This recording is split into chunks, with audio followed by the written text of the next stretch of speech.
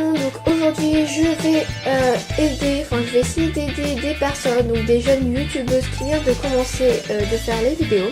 Donc je vais répondre à la question comment faire marcher sa chaîne, donc avoir une belle réputation, voilà.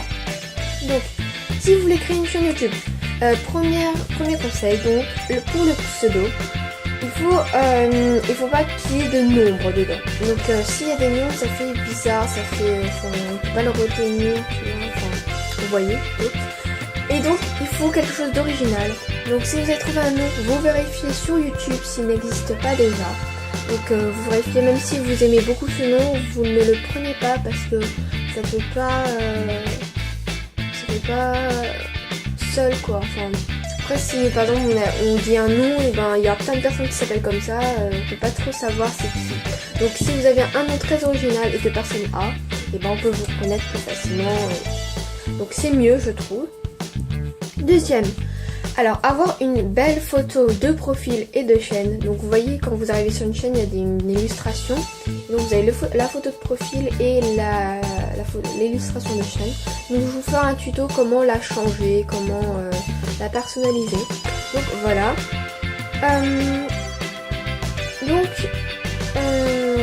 Pour le nom, désolé j'ai oublié. Pour le nom, vous mettez une majuscule à la première lettre, donc ça fait toujours joli, voilà. Donc après vous pourrez le changer, mais pas tout le temps, c'est-à-dire une fois tous les 3 mois il me semble, vous pourrez changer votre pseudo, mais ça va être galère. Donc voilà. Ensuite, pour les vidéos, vous mettez des majuscules au titre des vidéos parce que ça c'est vraiment important.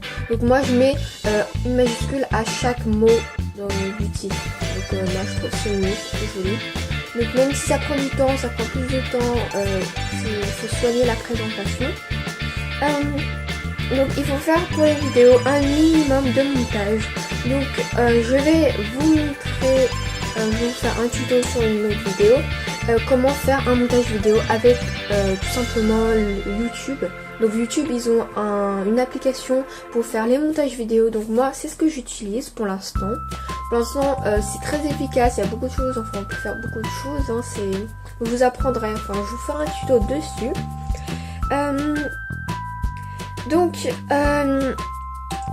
Pour filmer, vous prenez soit le portable ou soit un appareil photo ou une caméra si vous en avez une. Donc ça sert à rien d'acheter une caméra juste pour faire vos vidéos. Donc moi je filme avec mon portable personnellement. Et surtout pas de webcam. Bon bref, surtout pas de webcam parce que c'est vraiment flou. Ça bouge tout le temps. On n'entend pas les choses qu'on dit, c'est flou, c'est pas de bonne qualité du tout. Donc non, pas de webcam. Webcam.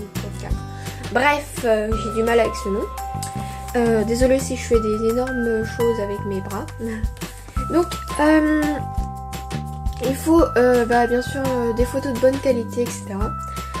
Donc, pour les vidéos aussi, il faut, quand vous avez fait une vidéo par exemple, vous vérifiez si le son il marche parce que ça m'est arrivé que le son ne marche pas. Heureusement j'ai vérifié, donc moi je relis ma vidéo 5 fois. Donc moi je fais tout le temps 5 fois au moins minimum, et puis vous regardez les erreurs, les choses, vous pouvez couper les vidéos si vous pouvez. Donc vous mettez des petites annotations, des choses comme ça vous pouvez enlever quelques trucs, modifier quelques trucs.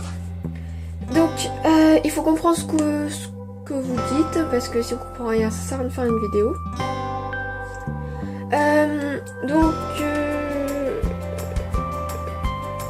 Pendant les vidéos, vous articulez bien.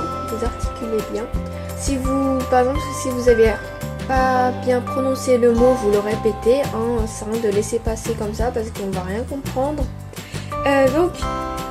Surtout ne pas laisser de trous dans les vidéos, parce que par exemple il y a des gens qui font vous faites ça et puis non, il faut parler presque tout le temps, il faut pas laisser de blanc ou de trous, voilà, vous essayez de faire tout ce que vous pouvez, mais vous articulez bien, vous laissez pas trop de blanc parce que sinon la vidéo elle dure trop longtemps bien entendu.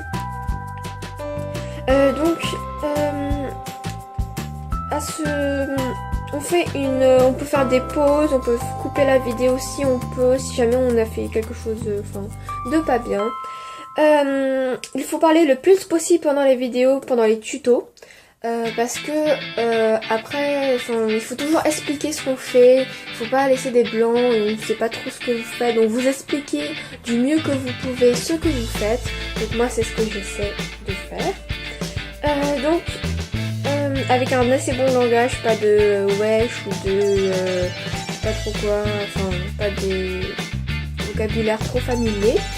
Donc je vous demande pas de faire un roman, voilà, mais d'avoir quand même un langage assez joli quoi.